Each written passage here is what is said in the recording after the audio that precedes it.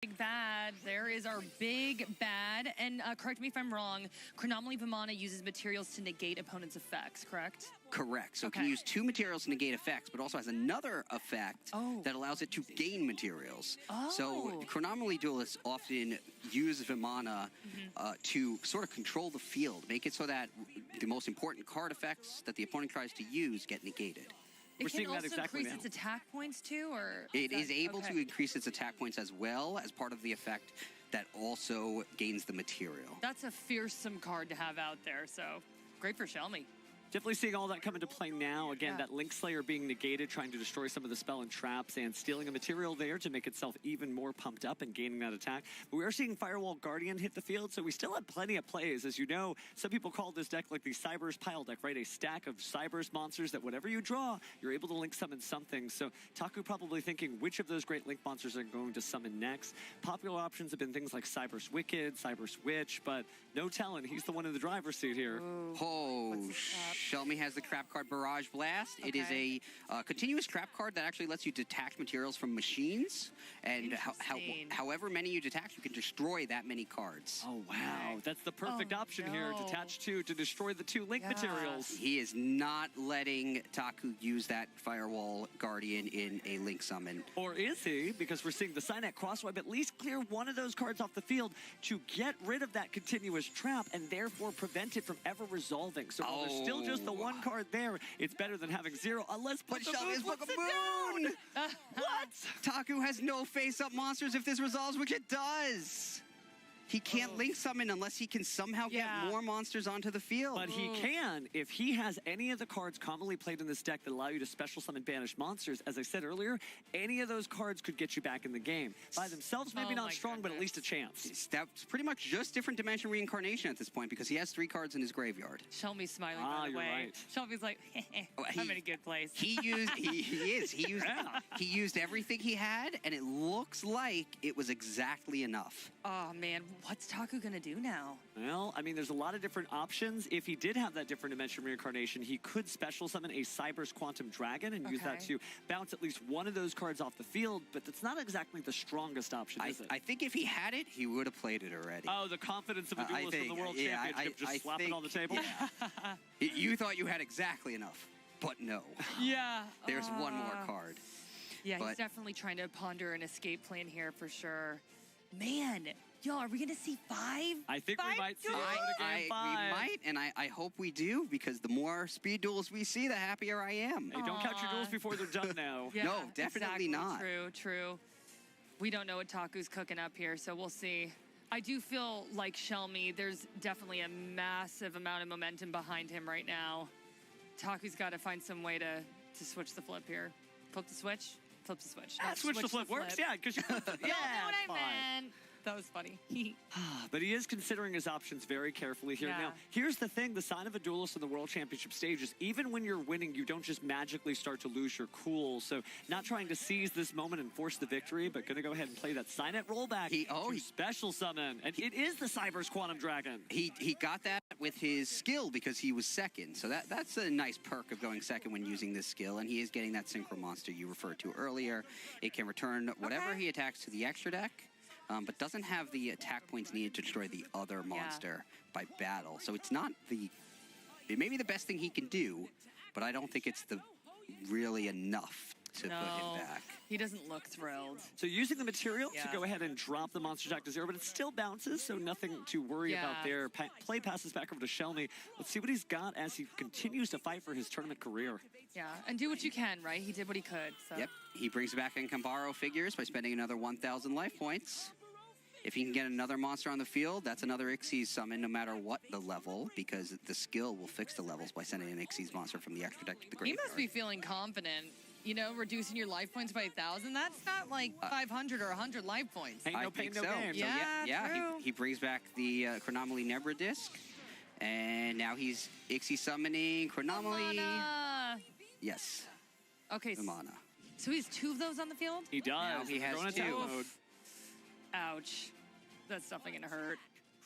Oh, interesting. Okay. Going for the attack to force the activation and then maybe negating it with the effect there and then possibly Interesting. continuing from there. But it forces the play. Shelmy asks the question, how will Taku answer? Yes, but Vimana's effect can activate to increase its attack points and gain an Xyz Good material. point. Yeah. And then if he uses that effect, he'll be able Attack to boost here. Yeah, he'll be able to destroy the Cyber's Quantum Dragon in battle. So not only negating that activation, but being able to clear the threshold and picking that giant Utopia there that was added from the skill. Great use of the monster since it could be summoned later. So funny because Chronomaly wasn't really in the meta, but every time I've seen Chronomaly, the Vimana card is just nasty. So good. Yeah. The skill pushes this over the edge. That Zexal campaign really changed the playing field of this tournament. Wow. And there's the face-down Firewall monster that he had put there with Book of Moon. So Taku had no opportunity to use it in a Link Summon to use its effect and bring it back. Okay, let's hope Taku drew something awesome here. Yeah, Because he needs some momentum to shift. Yeah, well, in the draw phase, Shelmy is going to use the effect of, it looks like at least one Vimana, which will increase the monster's attack points for the turn and give it that second material. He'll chain the other one. They both have 2 Xyz materials. They have once per turn effects, but each of them can use their effect once per turn by detaching 2 materials, which means he has 2 monster effect negations right now on the field. Taku has his work cut out for him as he'd have to play through multiple effects there. Summoning Link Disciple at first, maybe going to push the Firewall Guardian just to kind of ask again another question. Are you going to use the negate on that? Shelmy very well might, because he does have 2 effect negations. So I think cutting him off here and cutting him off on whatever the next effect is Okay, take me likely to the will brain end of it. Taku right now. Like, what can he do to combat this right now? Other than ask, let it resolve, bestie, he has to just continue to play more cards. He needs 3 good monster effects. 3 good Okay. monster Or effects. some good spells or traps. Oh, Taku. Because Shrug now, of the shoulders there. yeah, the first one got negated with 2 Vimanas on the field, both of which could negate a monster effect. I think it was an easy call to stop the Firewall Guardian. Ugh.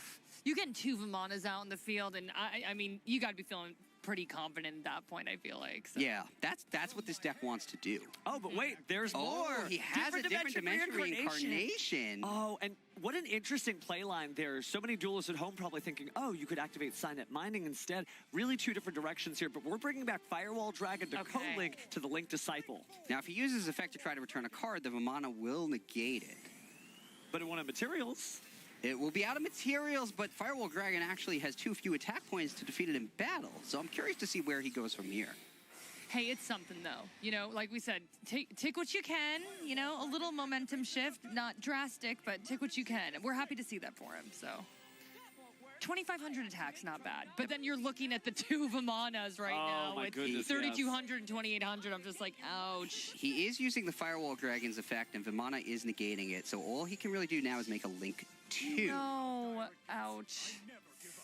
But he apparently does not have a relevant enough Link 2 monster, so he's just going to end his turn, and the Vimanas are back in the driver's It's looking seat. like we're going to 5, Pete. We are going to 5, though. Yeah. That's exciting again Yep. for the Speed Duel World is. Championship to go the distance. Both of these players, heroes in their own right, but only one will be crowned today. Yep, Vimana attacks the Link Disciple, uses effect to increase its attack points, and that should end it. Hey, Chronomaly Vimana, I saw that come out, and Michael, I just gave you the biggest smile. I was just like, okay, Yeah. bad things are going to happen when the Chronomaly comes out. Yeah, Vimana. So applause from the crowd. Yes. We know the characters from the in-game app. What 2 characters are left? Okay, let's see here. Let's do our homework here. Just to see what it is that we can Okay. preview for this final Yeah, because duel. we're down to 5 duels here. So we saw Sherry, didn't we? We did see Sherry. We saw Playmaker I. We saw Playmaker Ike, yep. We saw Dumont. We did. We saw Ubel. Yep. I'm sorry, I love that we're doing this right Hey, now. just it's like playing bingo. Did we see a Dumont for Shelmy? Believe so. Yes, Does that Okay. so mean both players play Dumont. I Are think we we're down going to see to Shelmy. Varus, or no? I think No? we're going to see Shelmy play Borreload Link Okay. with Varus. I'm and that means sorry. Taku is Are we going to be gonna have- playing. I'm waiting for y'all to confirm. Wait, did we see? I don't think we. No, we just did. Okay. Is it that? I'm like, I we think- saw Revolution. We're trying to predict behind the desk, but forget We're- that. we're gonna going into see game it 5 of mirror the World moment. Championship. It is. Varus, Yo, I Varus, should have mirror told match. you that. I Well, was like, I think we're gonna see Borreload versus Borreload. It's not quite a mirror potentially. match because one of them is using Link Dark Ring. Oh, wow. Oh my God. gosh. So the only reflection in the mirror you see is a duelist using a different deck. He just happens to look the same. Skills. Okay. So yeah, just like our duelists are wearing the same clothes, it doesn't mean they're the same person. They're using completely different strategies. And we're going to see which of this pays off. Again, this is the final game of the Speed Duel World Championship. Big brain me here. So these are different skills. What are you anticipating here? I'm anticipating Sky Striker from the Link Dark Ray skill. Okay. So that would be from Taku, and where we saw the Borreload Link skill from Shelmy. So we can expect a Link-based deck from Shelmy that's going to rely on that skill. Speaking of links, the circuit is manifested here as we are seeing our first Link summon, Sky Striker There's Ace our girl. Everybody's favorite. And the three of us were doing so much studying, and we were so focused on the Borreload Link deck. I mean, that's a very popular and powerful deck right now. Certainly is, but here's the thing. We're doing our best just to keep up with the best duelists in the world, these two gentlemen on stage, and there is no telling what is going to happen now. Shizuku adds the Sky Striker, but a very weak start. Just link into Shizuku, search for engage in the end phase, and nothing to protect him. Other than the raid that might come out next turn, pretty much. And the Sky Striker, a little bit slower, more methodical deck, correct? Yes. But I don't know how slow this is going to be. Yeah, because at any moment, that might be it. Borreload Link skill activates. He reveals the Borreload Riot Dragon, sends 2 cards from his deck to the graveyard. Looks like a Double Disruption Dragon? Oh no, discarding that to get the Exploder Rocket Dragon. Oh, I'm sorry, all those dragons, such great attack, such great effects. Oh, and what an ace there, setting the Seiyaryu there. Wow, what a blast from the past. We usually see Blue Eyes played instead. Hey, maybe it's his favorite monster when he gets to play it. Seiyaryu better. And then he's going to banish the Double Disruptor Dragon that he had sent to the graveyard. And that'll allow him to get either the Rapid Trigger or Heavy Interlock. He chooses Heavy Interlock.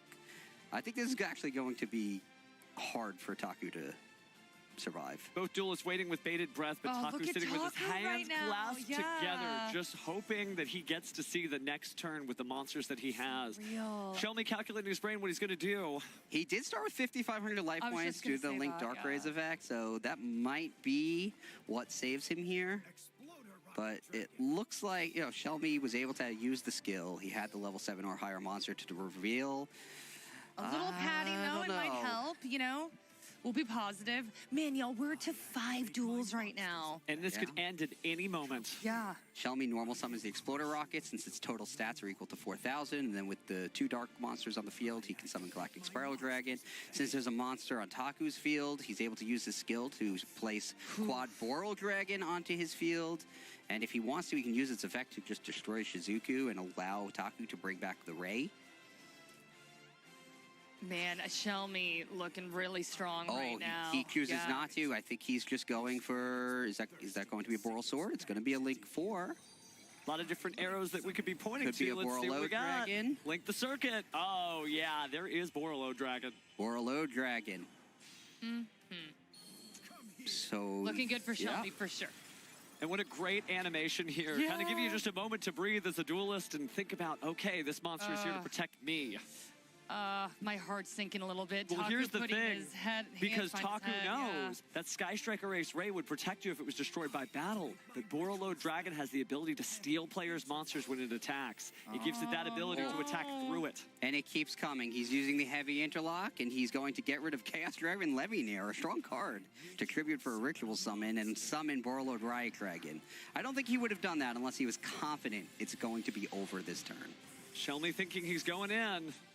A Ritual Summon, a Link Summon, all kinds of different game card mechanics happening here as Varus may be taking the World Championship under Shelmy's guidance. Shelmy just building an army of dragons right here. It looks really tough for Taku. He carefully places the Riot Dragon in a zone that's not linked to Borreload Dragon, so that Borreload Dragon's effect can take control of Shizuku, and attacks from all the monsters will end it. Shelmy already smiling here. Off his headset. Taku knows what it is that's going on. These duelists have been playing for years. They know exactly what it is. Shelmy knows that he is the world champion of the Speed Duel Links Championship. Shelmy, our next Speed Duel champion.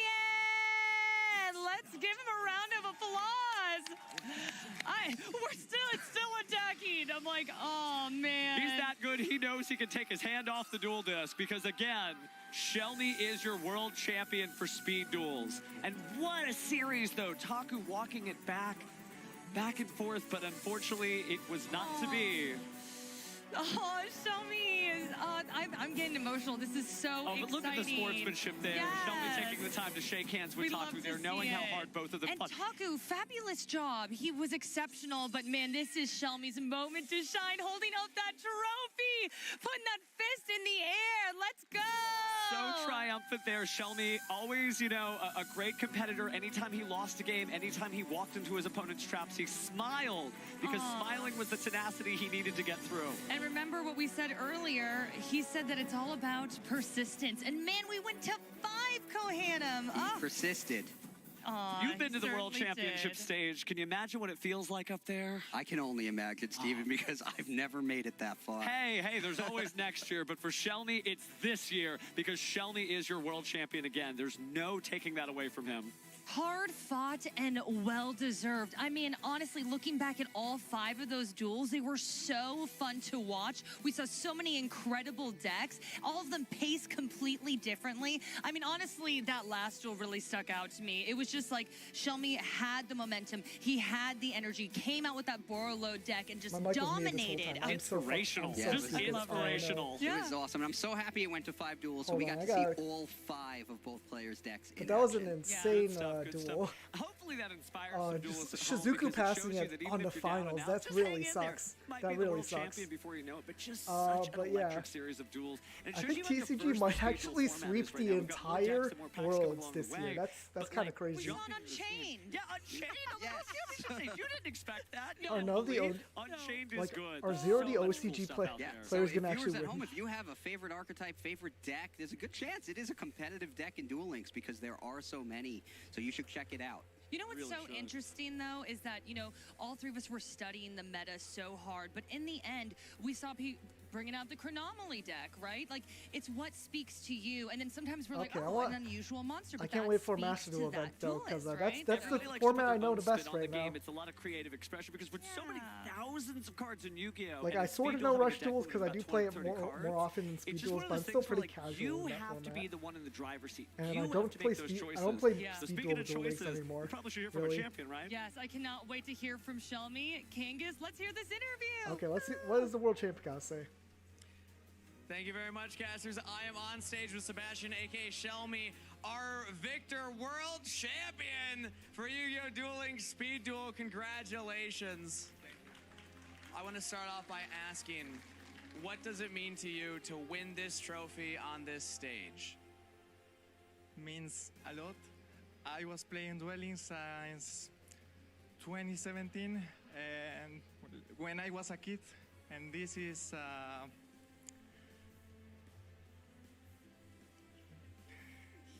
Oh, he's crying. this is something big for me. Fantastic. 優勝おめでとうございます。この決勝の舞台で、このトロフィーを持ったことは、自分にとってどういう意味を持ちますかという質問に関しまして、彼は2017年からドゥエルリンクスをプレーしており、その初めてこの舞台、この舞台に立ちこのトロフィーを持つことは彼にとって大きな意味を持つと申しております。 Now, this is not your first time at Worlds. You were here last year, so I want to ask, what did you learn last year? What lessons did you pick up that helped you today to win this championship? Training. I didn't train the last year at all. I just came here with my decks.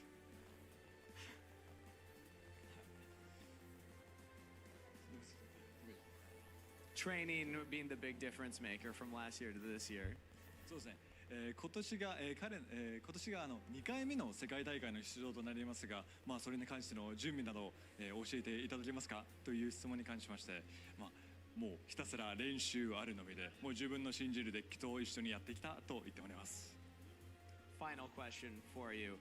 What message do you have for your supporters out there and for the Yu-Gi-Oh! Dueling Speed Duel community? I wanted to say thank you to to Crimson D, the one that helped me training like a week. He helped me a lot to choose my decks, to pick my decks. And I hope this game continues for the Duel Links community so we can come here more years to hang out and play more worlds.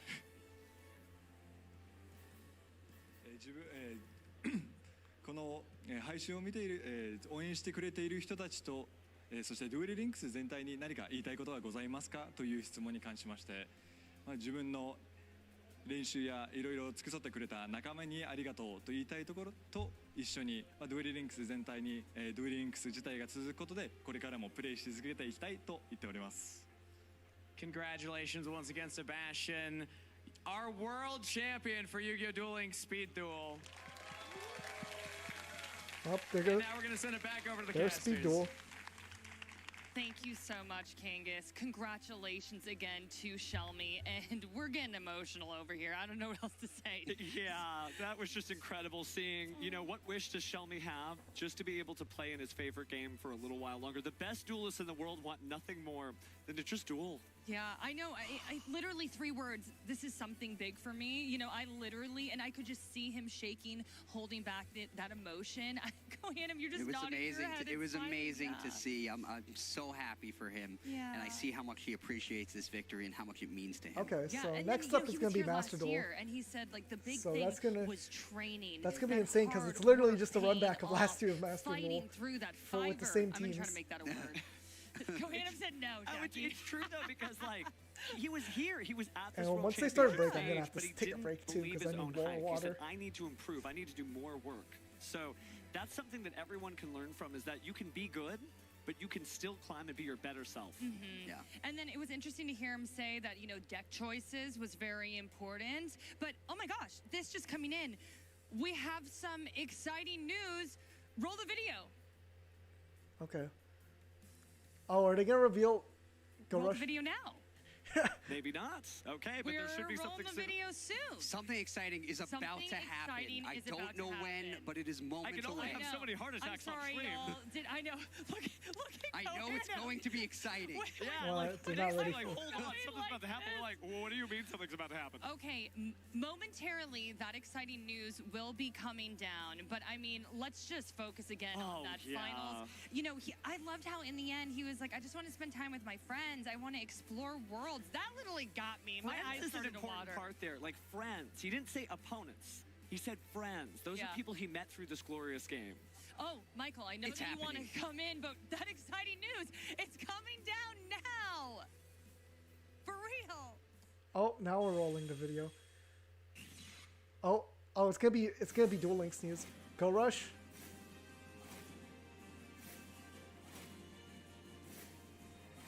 Wait, we're going backwards. Huh? Oh, they actually acknowledged Dark Side Dimensions. They've been forgetting Dark Side Dimensions in a lot of promotionals. Oh, it is Go Rush. Okay. Yeah, of course. And they're adding fusion summons, of course.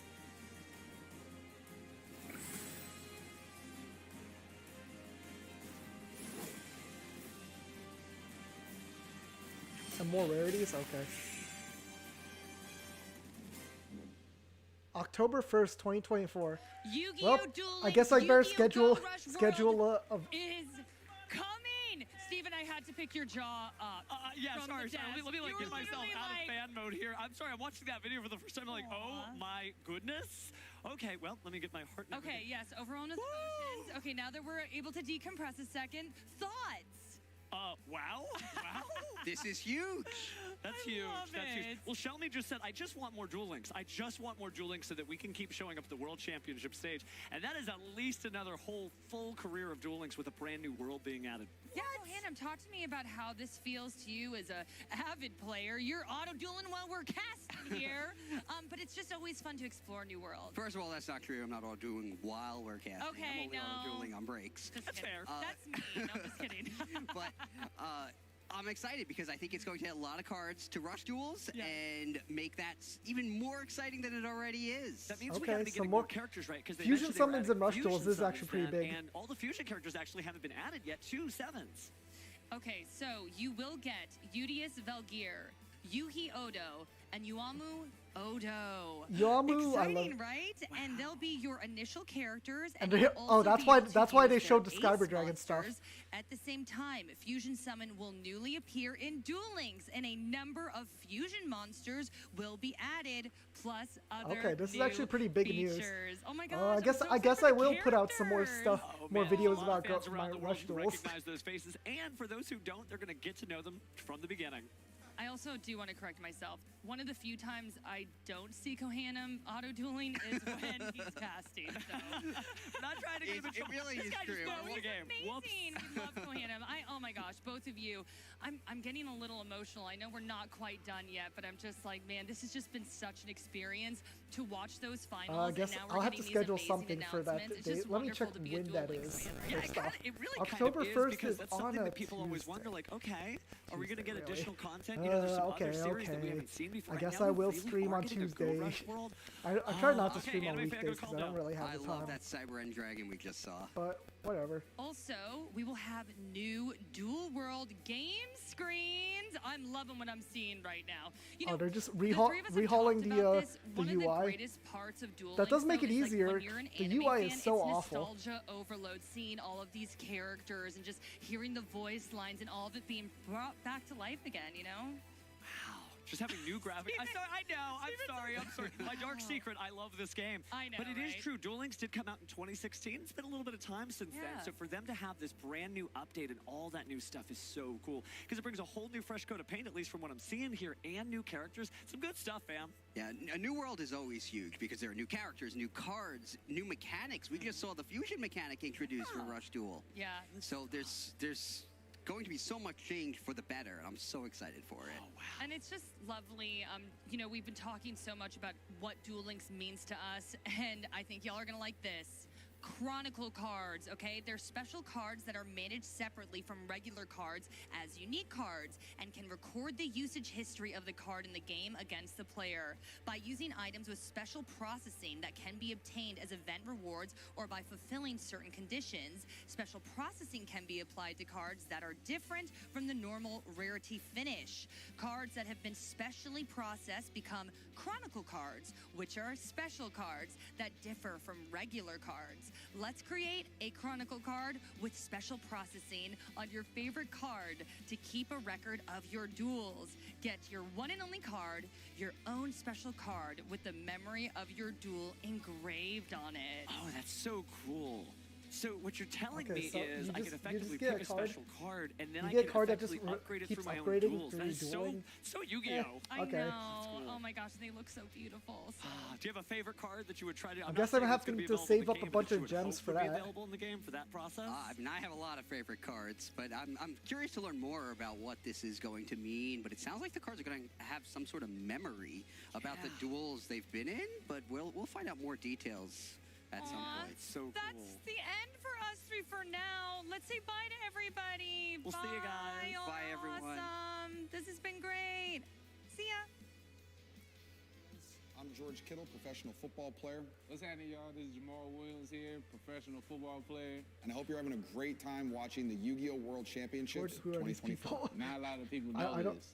But I'm a big fan of Yu-Gi-Oh! Let me show you a little bit of my experience into the passion of Yu-Gi-Oh! Master Duel. And I be They warning didn't get you, Noah Lyles. I learned from Kaiba himself. I got into Yu-Gi-Oh! Right when it came out.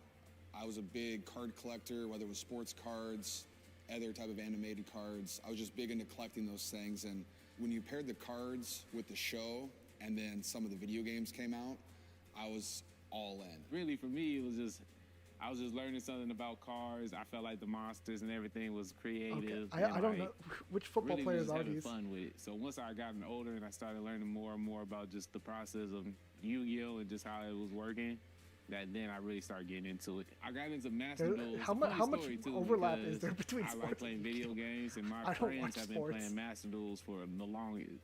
And I really was just into the show. And then once I actually got into playing the game, my friend helped me make my Snake Eyes deck. And I started with my Snake Eyes deck, and then after that, it was just go from there. So then I really got into it. My favorite deck now is the Pearly Lee deck, and I'm going crazy. Some of my favorite parts of the Yu-Gi-Oh! Anime Overall, just the storyline between Yugi and his friends, I just thought that development was really, really fun.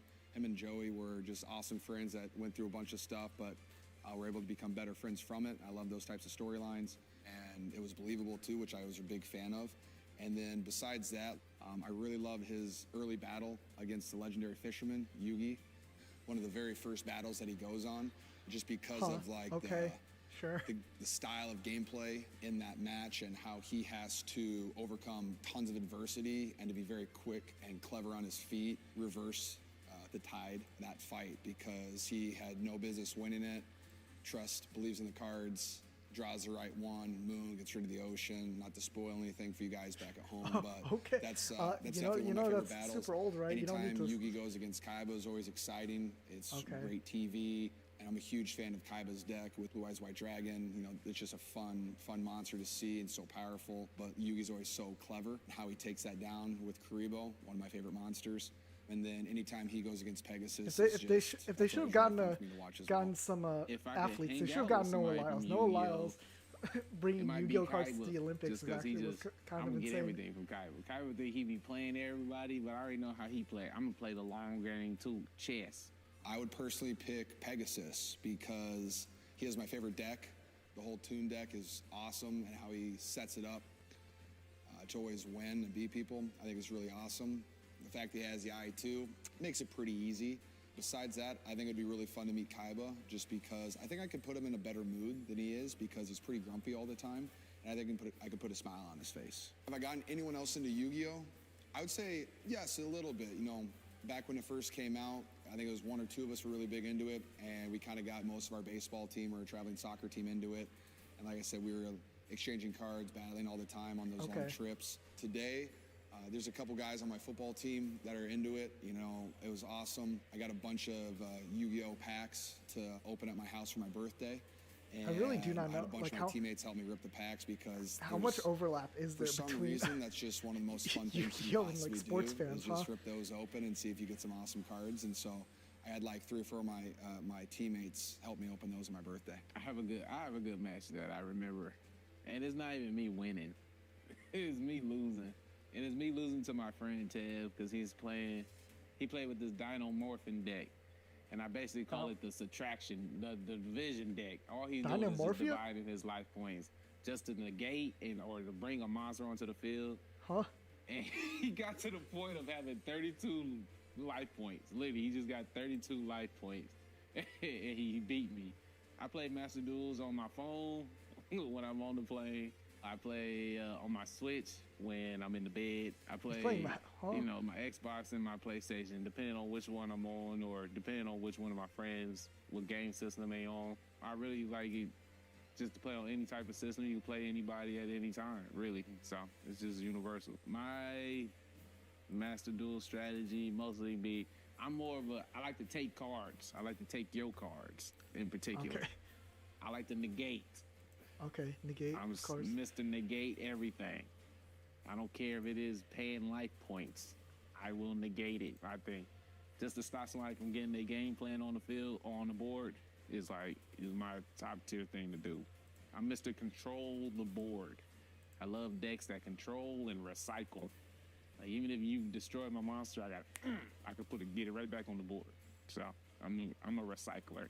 I do have some really cool Yu-Gi-Oh items, memorabilia around, whether it's like all my original cards that are in my nightstand from back when I was a little kid. I carry the Blue Eyes Toon Dragon card in my wallet everywhere I go. I have for over 10 years. And I also have Yugi's Millennium Puzzle. I just don't have much to say about this. I'm a huge fan of that one. I have the Millennium Eye somewhere as well. But I got all these over the last couple of years just because I've kind of jumped right back into Yu-Gi-Oh and collecting stuff. I love Yu-Gi-Oh. It's one of the greatest things that's ever been in my life. Growing up on, it's just another thing that helped motivate me to become the man that I am today. And I just love it because it's been part of my childhood since growing up, that when I've been dealing with like being bullied or dealing with hardships, adversities, like I always knew I could watch Yu-Gi-Oh and get some type of life lesson out of it to just make me a better person in life. Watching Yu-Gi-Oh, collecting the cards, playing the game, it made me really, really enjoy just the adversity and all the overcomings of going through a long journey. And those are like my favorite types of shows and movies that I ever got to watch, is just when a group of friends comes together and has to overcome things. How and long? while it's not always How long pretty, did they get this? they band together to talk, and they eventually get it done. And I just thought honestly, Yu-Gi-Oh did such I might a just good leave. job of always I've been showing like each zoning out individual while they were talking. I'm person's gonna be internal honest. battle and the things that they fight for. And while it might not have anything to do with the person next to you, if you can believe and trust in your friends, that you can overcome anything. My mindset is really just be a light in a world full of darkness and just keep pushing and always know that you can be whatever you want to be. The only person that's stopping you is you. You just got to have the mindset and know that you can get anything done. Because if you watch Yu-Gi-Oh, you will see that no matter what, no matter where you start at, if you believe, you can get things done. And I believe in you. Nobody tells you. I believe in you. Have a great day. Be blessed. And always remember to try to be that light in a world full of darkness. Thanks for watching, guys. Thanks for watching. And hopefully you can relate to my origin story with Yu-Gi-Oh! Master Duel. Good luck to all the Yu-Gi-Oh! World Championship 2024 competitors. And have a great rest of the tournament. Okay. Cool, I guess.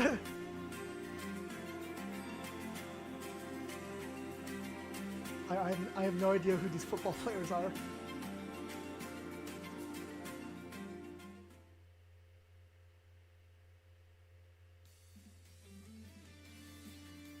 And welcome Okay, back we're everybody to the Yu-Gi-Oh! World Championship. They're gonna start Master Duel soon. Okay. I thought they were gonna have a break, but now I guess I don't get a break. My name is Ibris, and I'm joined by Chilled Chaos. You know, I'm gonna take a break. And Tazif. Hello for the last time. Well, we'll be back. We'll be back. Not the last time. We'll be back. Yeah, next round. Yeah. Next round. Next year. Here we are. We have done 2 days. Okay, of you guys. dueling, I guess and you guys can listen to the competitors commentators. are I'm gonna down to take a break and get some two water. different teams. And funny story about that. The same 2 teams that were here last year. Do you guys want to talk about that a little bit? Yeah, the World Finals rematch of the 2023 World Championship that did see Snipe Hunters walk away with the crown. Team 7 standing against them yet again. I've been thinking of some names for our potential movie that we're going to be making starring those fine duelists up there. I've come up with Seattle Stunning Showdown. We have Seattle Shadow Realm Rerun. No? Okay. Board Wipes in Washington. No? Sequel in Seattle. Kind of like play on Sleepless in Seattle. Well, I like that. You like Sequel in Seattle? Mm-hmm. I mean, you got some of the two of the best teams going back to back again. What kind of decks are we expecting to see as we go into this final round here? Obviously, I think that Fire King Snake Eye has been a standout. Tearlaments has been a standout. Yubel has been a standout. Are we pulling out any backup decks in this final round that we really haven't seen too much leading up to this point? So the thing is that both of these teams are incredibly similar in their approaches to the game. Whether that means seeing Quantal versus Jesse Cotton to see who wins out on the Tearlaments mirror match, or to see if the Labyrinth surprise pick from Joshua Schmidt can match off against Ryan, Okay, I'm who back. is so I forgot to turn the renowned mic for off, his so you might Labyrinth have heard play. just me drinking And some potentially water. one more Stunning Spectacular Spear Mode Showdown But yeah. in Seattle. No? Nothing? All right. I'm doing my best here, guys. I did want to talk about one deck that we really did not end up seeing throughout this tournament that I think might surprise a lot of people. Voiceless Voice. What happened there? Now, a lot of people, I mean, when we were looking at the deck lists throughout the weekend, Voiceless we saw Voice is people just not had good. it in their back pocket, and yet it just time and time again didn't end up performing or just didn't end up even getting chosen. I would say almost Voiceless a quarter Voice is not a good. quarter of the duels here had at least one player playing that. That popped up a lot, but yep, you're right. We didn't see it at all. I really enjoyed seeing the branded Voiceless Voice strategy come together as well. But ultimately, even though it is consistently able to get out one negation through the Skull Guardian, off of one card often, the low, the prayers of the Voiceless Voice, starting that off really reliably, ultimately it doesn't present enough of a threat to kind of stop Snake Eyes or Fire King Snake Eyes or Tearlaments in their tracks. You've seen how resilient those decks can be. Now, I do want to also take a small step back to discuss the decks that do utilize that grass looks greener, because almost every team uses either the Tearlaments deck or the branded deck, and both of those really benefit from that card in particular. Well, just back on the Voiceless. Okay, they're still not starting the game, We have not seen so a lot of Nibiru's, I might take at least a bathroom resolving break or popping up in a lot of people's decks, and I because feel like that ability to play I have been under sitting here Nib, for a while.